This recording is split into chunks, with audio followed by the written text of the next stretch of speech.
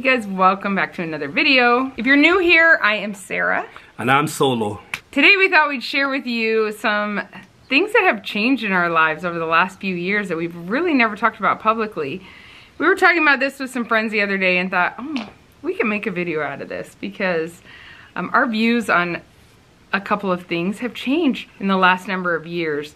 I know a lot of parents are in the same position, wondering what they're doing and trying to find their way in this area.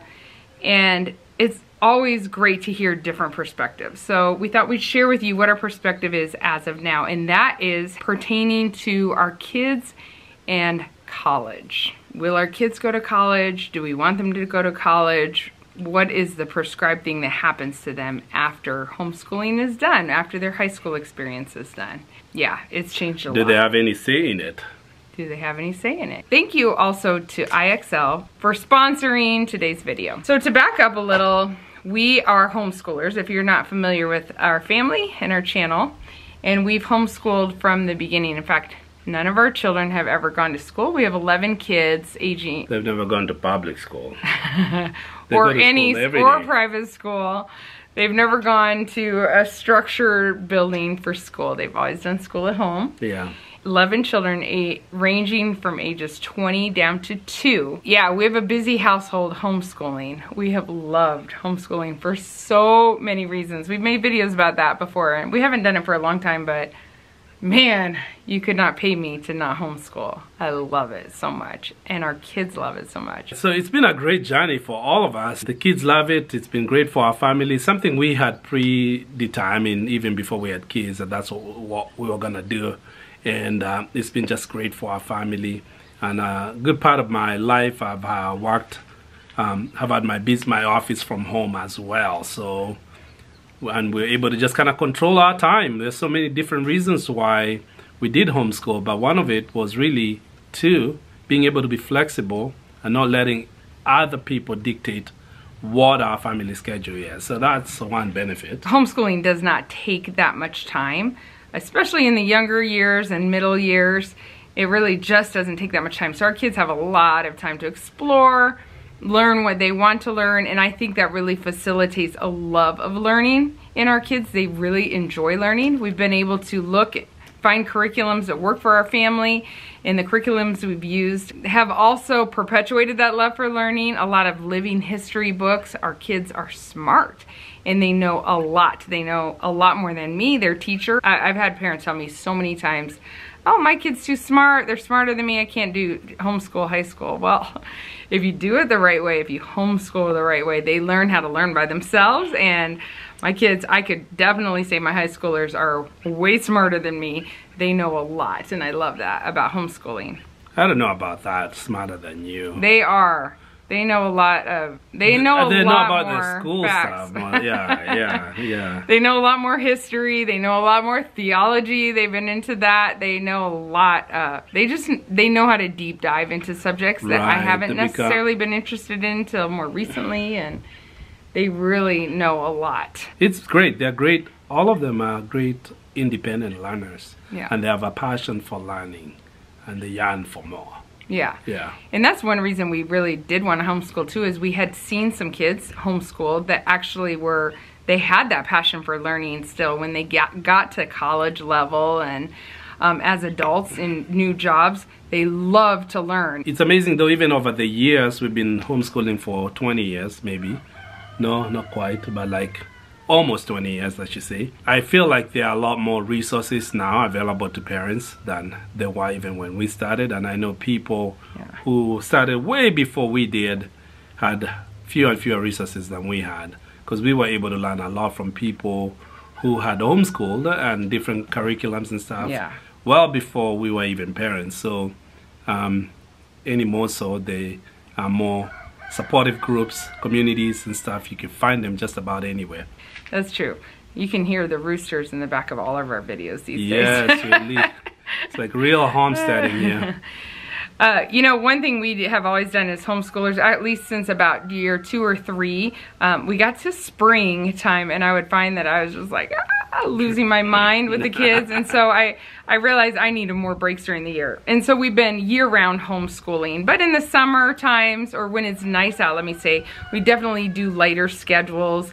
Year-round homeschooling gives us, personally, the flexibility to travel for a month to Kenya and not worry about falling behind, or travel to Florida where my parents live during the lower seasons or the nicest weather or whatever. We just have a lot of flexibility that way. Spring and fall are beautiful where we live in the Midwest. Summer and winter are pretty harsh. Yeah. And so we take more time off in the beautiful days and that kind of thing. In the summer though, sometimes it's been, like lately, it's been really nice. And one thing that we have enjoyed a lot is using IXL. IXL is an online learning program. I've just had them like about 15 minutes a day, 10 to 15 minutes. Just sit down and do some skills. Even if your kids are in school, in a traditional school, and they have the whole summer off, it is such a great resource for just keeping up on those math skills and those reading skills that can really fall behind in summer. Yeah. And it's something that our kids actually really enjoy. So it's not hard to get them to sit down for that.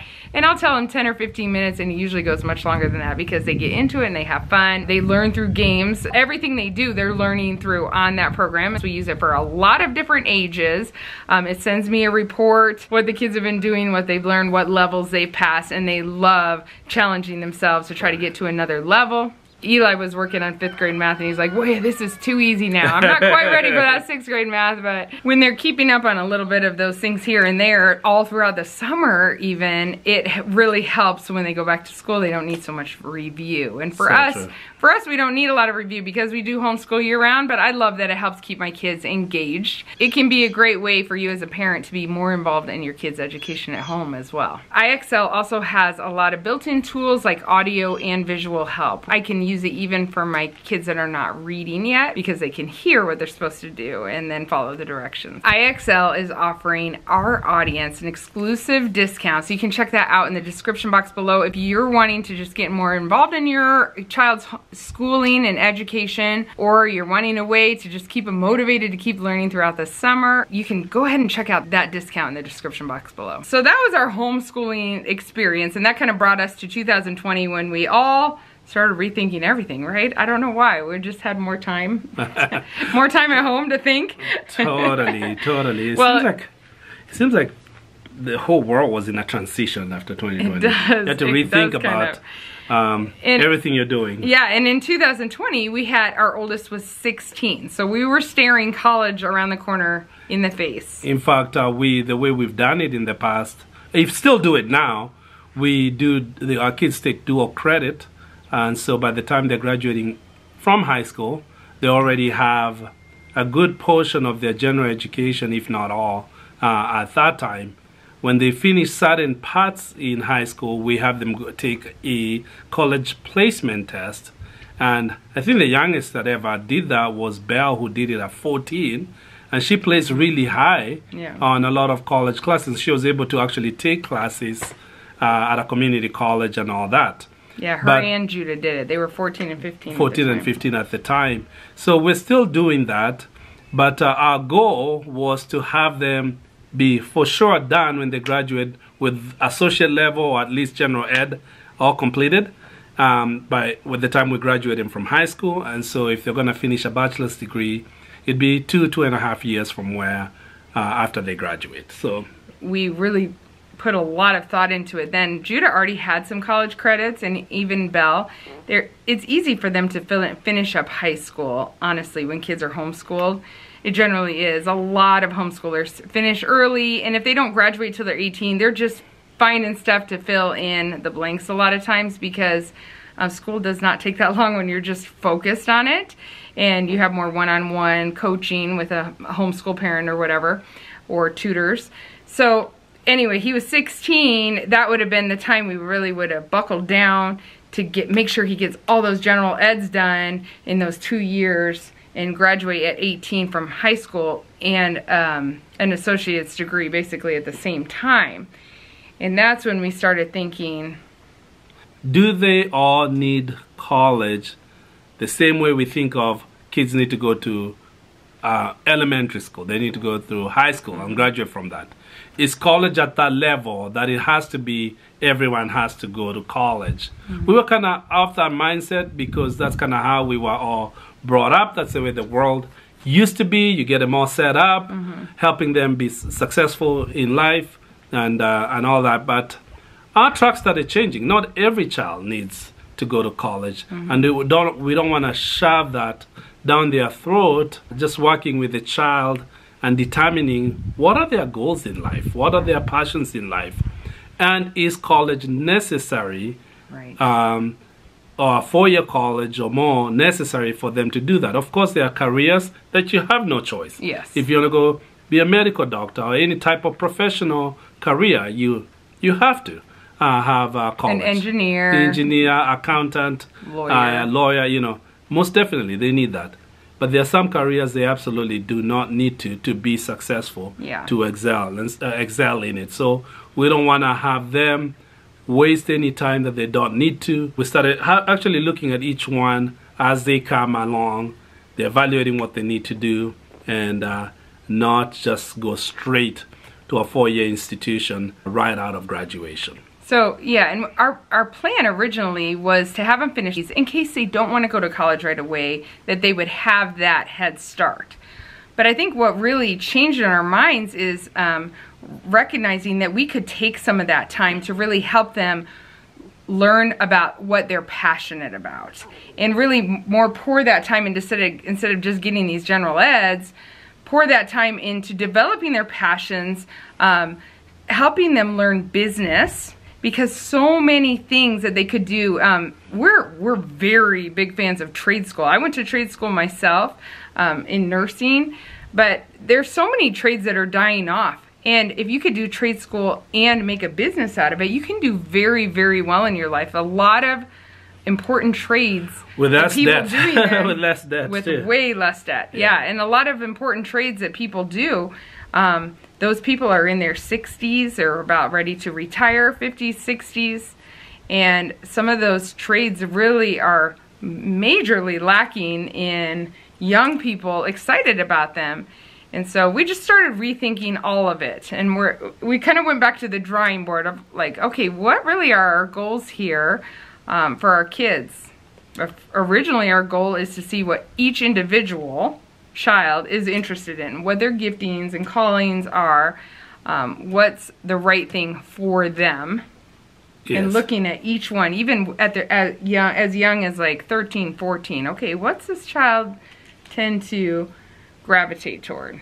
Absolutely. And it's also very possible that a young person, I should say, in their 18 or 19, they're quite very possible they may not know what they need to do in life. Yeah. And rather than accumulating debt, waste time in their lives, for us, we're thinking, hey, if you haven't figured it out, you need to work.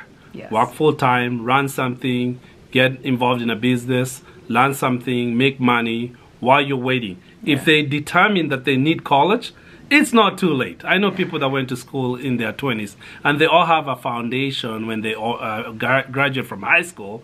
They already have a foundation of college, so they wouldn't be starting from the beginning if that's the route they go. So I guess the biggest change in our lives is being flexible in that transition of life. We were flexible. I want to say we are flexible people. We tend to not necessarily fit just in a box. We've never been people who fit in a box. But for whatever reason, the way we thought about college when we started educating our kids was in a box. It was, I would say it was like the masses, what most people think is. Yes. How do I get my kid to college? How do I prepare them for college? Everything from high school funnels to college. Yep. And that's where we really started thinking, when we put about a year of real thought and prayer into it, and we started realizing, okay, we actually don't want our children to go to college unless they absolutely need it for something they're passionate about. Yep.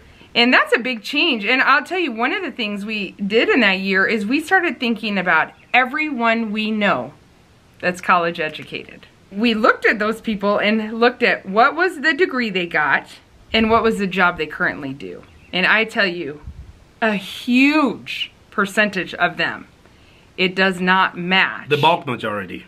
And a lot of them, as we're talking to them, friends and family and different ones, they don't even say, oh, that college though, I'm so glad I did college because it helped me. A lot of them are like, oh, I wish I never would have done that. So many of them, like way too many. Or whatever they are doing in their lives, what they ended up learning didn't really help them in their jobs nearly as much as what they learned being on the job. And sometimes, more times than not, it wasn't related at all to the degree that they have. They switch careers completely. Very, very few stuck at it. You know, of course, if you're there's certain professions that you have to do it. And even then, we have friends that were doctors and stuff like that, and some of them even wondered why they went to medical school. Not that we need doctors. We love you, great doctors. We love you so much. But just some of them regretted it and felt stuck because of their death. They felt they're stuck because of how much investment of their life they put in it. Yeah. But they weren't even passionate about their job. So now it's just clocking time until they retire. I know this is probably a little controversial to even talk about, because that it really is the mindset of the mass, the majority, I would say, of the United States anyway. Well, even in Kenya, it is. It's so like two countries we're the most familiar with. And all of Asia that I've been to, they do it. Yeah, but we, and maybe other countries it is different than here, but I think that was the biggest mind shift for me, is when we really started looking at the people in our lives. And then a lot of people with great careers either had switched afterward, did some sort of trade school and started a business on their own, or just got into a professional job and were able to climb a ladder and did very well for themselves. And they all seemed to be very happy with where they ended up. It was just funny to me that none of them seemed to relate much to their college. And some of them even went to business school and said, it didn't really help me nearly as much in business as actually just starting a business. Well, the problem is though too, which makes, there's merit to this, is that even though what people learn in college may not necessarily help them as much as far as success in their job and careers are, is that people, in many times if you're going to be employed in a corporate job, you will be passed on promotions, or even being hired if you don't have college. That mindset is changing though. It used to be. So it's so the argument has merit, because their jobs you just can't even apply for. But at the same time, that's a mindset that a lot of companies are beginning to change. In terms of when we were young, trying to get into careers and getting jobs and promotions, is very different now though. Even then though, there were people who were exceptions where they did excel without it, but it does put a ceiling on people how far they can go if they're wanting to advance in a company or starting a job, not at a start level but at a professional level and all that. So with that being said, also the economy and the way the world functions has changed a lot, and so some of the skills that maybe were important skills 20 years down the road may not even be necessary right now, and where the world is going with the age of AI and all that, so many things are going to change on how just the economy works. I guess the things that never change is the work ethic, ability to learn, hard work, be flexible, great flexibility. You know, a lot of these that have to do with the type of character and a learner, just someone that's able to be adaptable and learn and navigate through change and deal with people well. You know, some of those attributes will never change.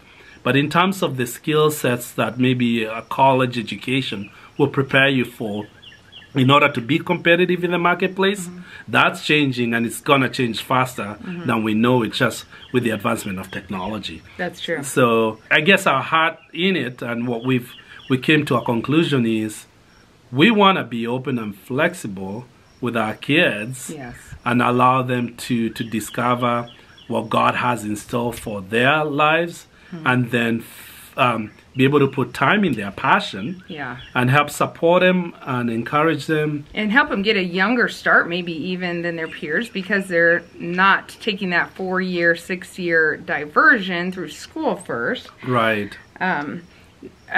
Not that that's bad either. We talked for a long time with Belle. She really thought about psychology She's thought about being a counselor, therapist, psychologist, has gone through all of that. And that obviously would require schooling.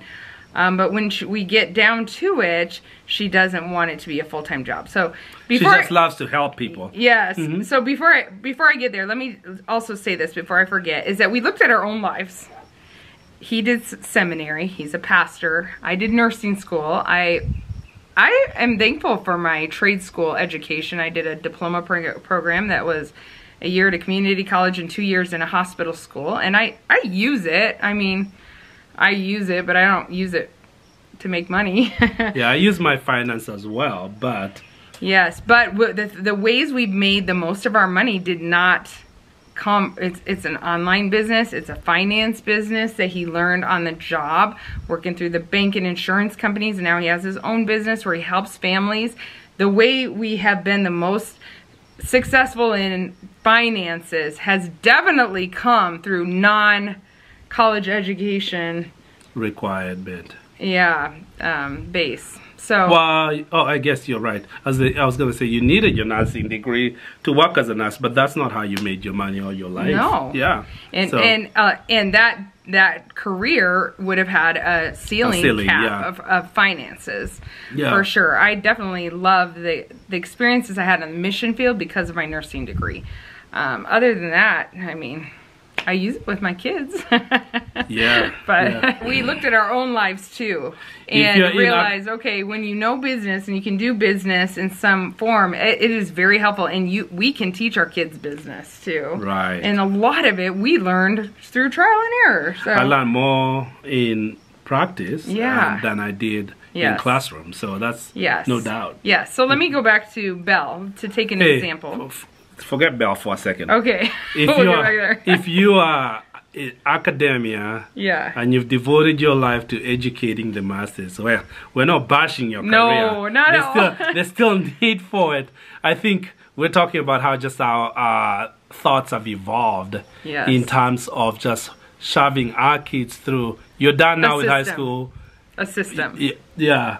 And you need to go to college now and finish it quickly before, so I know with as many kids as we have, several of them will go to college, some of them will go to even careers that require more, but not all of them. But I see kids graduating too at, 22, and they're looking around like, what am I going to do with my life? Right, and I've hired... The way sometimes our 17 or 18-year-old would, you know? I've hired kids that went to college and some that have not. And when they're starting at the business, they're starting at the same level. Yeah. Because someone went to one, like right now I have two kids joining the company at the same time. One went to finish their bachelor's and they're on a certain track, and they realize that they're not really passionate about it and they want to be in finance. And I have another kid who started... They did high school and they did a little bit of college, but they're starting for their professional licenses, and they're going to be working at the same level, and their success is going to be determined by how good they do their job. And so, again, just have a good example just even in the last couple of weeks of people that have joined our company. So So anyway, okay, how we practically... this plays out with our children, because I watch other videos that talk about how they think about whatever and whatever, and I think, how does that practically play out though when you actually have a 18-year-old kid? So this is what we've done, which I'm not saying we have it all figured out. We've got a lot more to figure it out with. Far from it. We're still discovering it. And we have a lot to make mistakes with and figure it out. We'll be perfect by the time piece. No. We'll keep learning. Yes, we will. I'm just kidding. So anyway, I'll start with Belle since I brought her up. But she... when we talked to her, okay, what do you want your life to look like? Well, I don't know quite yet what I want to do. That's fine. You're 18. You don't have to know. Yeah. She had that experience in Sri Lanka. That was an excellent experience. And now she's looking for a professional setting type job. So not a coffee house, not a restaurant. She's putting her applications into places like a hospital where you could do check-in, or a larger doctor's office, or airport would be an option. Places where you have room to grow and you can get promotions and grow to, you show up professionally every day. Insurance offices, bank, that kind of thing, where you can start at entry level show up professionally, you can learn and grow so much. Even if she's just there a year or two, she can grow so much from an experience like that. Yeah. She wants to be a part of the family business. And if she does counseling or therapy, she realized what she was more thinking about is she would like to do it as a part of ministry at a church. And so there's some counseling certificates she can get that would be very helpful for just some general family counseling, where when it gets more complicated, you send them off to a professional. That was way more appealing to her at this point. She might change her mind sometime and decide to go back to school. And she does have some credits because she got a bunch in high school as well. That would give her a head start. But that's where we're at. So right now, she wants to be a part of the business, but she is going to take a little time and just start making money right away in maybe a professional job. That's what she's looking at right now, just for a year or two while she's growing her skills for the business. So it is nice to have What is the family business? Our family business is a finance business. We'll talk more about that in the future because we've had a lot of people reach out. Solo started this business years and years and years ago, but he helps families get out of debt. And in the process, he also helps them refinance mortgages or get a first mortgage and get life insurance and get annuities or move over retirement accounts, and those kind of things pay him, so he's able to help families for free a lot of times, which is awesome, and help them get like a get out of debt plan. Did I explain your business well? I think you did good. Yeah, so it is nice to have a family business, and some of the kids may have no interest in finance or numbers like that or counseling families at all, and some might be really passionate about it, but so far a lot of them are interested in it. So yeah, it's also we've expanded. We were only in concentrated states.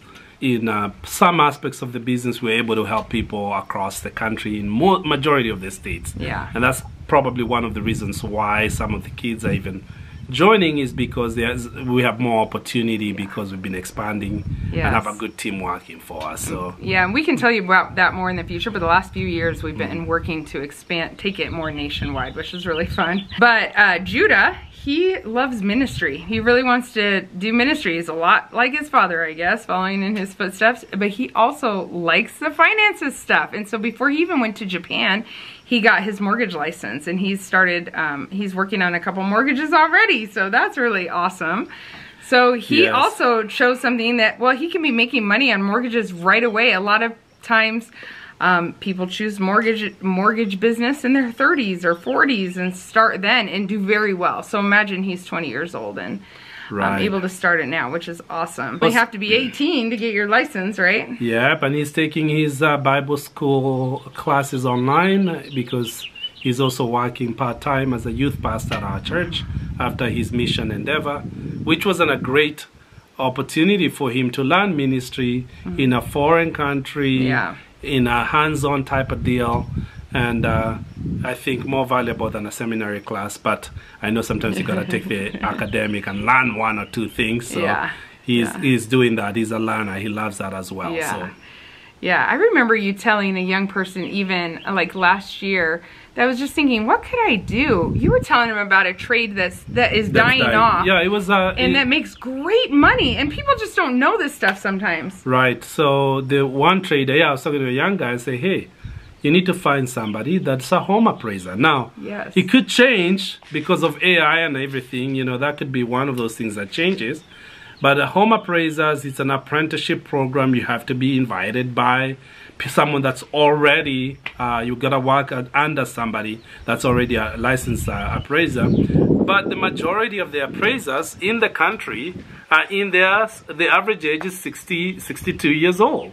Yeah. So many of those professionals are hitting retirement age, and very few people, very few young people even have the opportunity to be a part of it. And it's a very good business. You know, you can, especially when you, after you earn your certification and stuff and start working for yourself, and you have good relationships with people, you do them well, and you know, it's a need. There's barely any home that gets a home loan, refinance or purchase that gets done if it's a mortgage without an appraiser. So they're on high demand. And in times like the market we just came out of about 3 years ago, of the real estate market, where the turnover was so quickly. I mean, those guys could not even keep up with the work they have. I feel like I'm talking a lot. But anyways, just an example of one of those things and some of those trades that the skills are dying off because the people who know the job are getting older, plumbers, electricians. And if you learn those skills and you have business skills, or at least learn the business part and be an entrepreneur, oh, you could do just as well as anybody that went to school for 12 years. So like for Judah, even if we didn't have a family business, mortgage is something he could do and continue to do ministry. Even if he found another company to run his mortgages through. You could work for a bank, you could work for an insurance, you could work for a broker. Or even do it himself. And the reality is a lot of ministry jobs are not going to pay a lot. So if you want a big family and you just want to make sure you have some extra income stream, mortgage is a great thing. Like home appraiser even would probably be a good thing for that. So we're looking at what do you really want your life to look at, practically speaking. Do you want to have more flexibility, to be at home more? Do you want these are the kind of questions we're asking our kids. Like, kind of try to look down the line a little and think about how this really would look in reality. I remember I had a doctor who told me he discourages his kids from going into medicine because his brother's in business and has a lot more time at home with his family and is making more money. And he's like, he travels the world. And travels the world, gets to see more, but the practicing medicine keeps him really tied to his home. One of his kids still go to medicine. I guess it's gotta be a calling, right? And I think I do definitely see medicine as a calling. It's gotta be a calling. And if one of our kids really wanted medicine, we would encourage them to look into military career with medicine too. I had a cousin who did that, and you serve a certain amount of years, you come out without debt, and so you're not tied like you would be the old-fashioned way. The other way. I tell you what. So yeah, it's just, I guess I've said this again, and I keep saying I guess. So I know the editor, she's amazing. So but when it comes down to it, I think our minds have thought. We've just had to evolve our thinking. And become more flexible. I guess I've surprised myself, because I was thought of ourselves as being flexible. We kind of did the things that most people don't do. You know, we marry from 10,000 miles away, black and white, you know, living, you know, we're in ministry, we are homeschooling, doing personal, you know, we do things that are outside the box. Outside the box, right? But we definitely both grew up in countries where it's like, go to college after high school. You can think later. My parents didn't force that by any means, but I think even Kenya, even more so, is like a mindset of go to college after. It is, and it's and understandably so, is because there are a lot of people who are passed up with opportunities because they didn't have the diploma in their hand, and so, which is true. And so what's the weakness in Kenya, for example, my Kenyan friends, I'm not bashing our wonderful country, but our wonderful country has a lot of problems. And part of it is because that was so necessary, there's even corruption in obtaining college degrees. And so sometimes you have people with degrees, but they pay for it. They pay the professor. They got their GPA up there because people are bribed. And so then you have a workforce that is incompetent because you're not getting the best of the best always.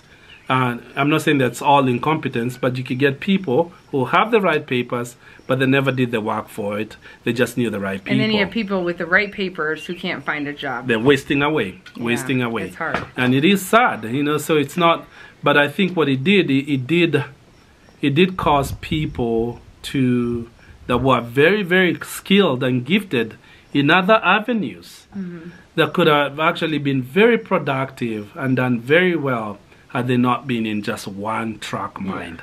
You know, so that's the sad part. And I can see it, even we just came back from Kenya recently, I can see the gap that was created, because after the years of pushing college, there are certain skills you're like, wow, they're not as good at plumbing, they're not as good at electrician, they're actually deficient. They're now trying to get people to get back to woodworking, and because there are not as many people Not as good or not as many? Not as good or not as many people. Oh, you can find very good. Oh, yeah. The number of very good ones are very few. Oh, yeah. Construction. And so they're seeing the problem Yeah. that they have created with this. So, Yeah. and now they're trying to kind of backtrack Right. and encouraging kids to go to trade school and Yeah. different things like that. Yeah. Apprenticeship. Yeah. Because you can see the deficiency in the country. Yep. Mm-hmm. So Luka, he's 17. He's entering his last year of high school. He's really done with almost everything. And he wants to go into the business as well. He's really business-minded. He thinks about business a lot. He has a friend, him and his friend, they've already started several businesses. And he's a hard worker. He's a hard worker, but he's really interested in the family business, and he also wants to be a firefighter. That's what he's thinking about right now, and I think it's good for him. He needs something physical.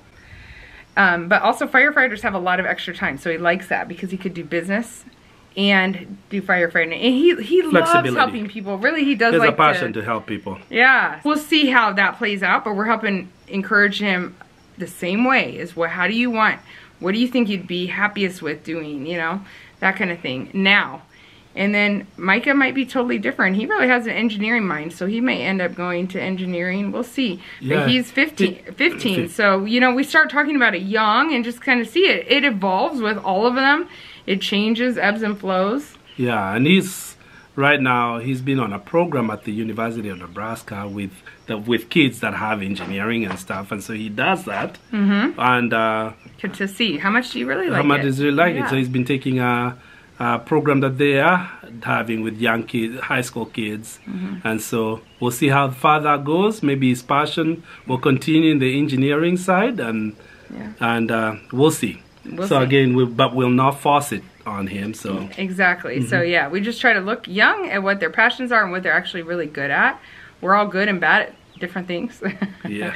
And so yeah, that's how we're kind of thinking about it, which it was a real mindset shift for us. Anyway, I hope that was helpful for you, just to hear a different perspective maybe, or maybe it's the same perspective you have, but yeah, that's where we're at right now. If you have more questions for us along this line, drop them down in the comments, and maybe we can talk about it again sometime in the future. Otherwise, we will talk to you again in the next video, guys. See you guys. Bye. Bye.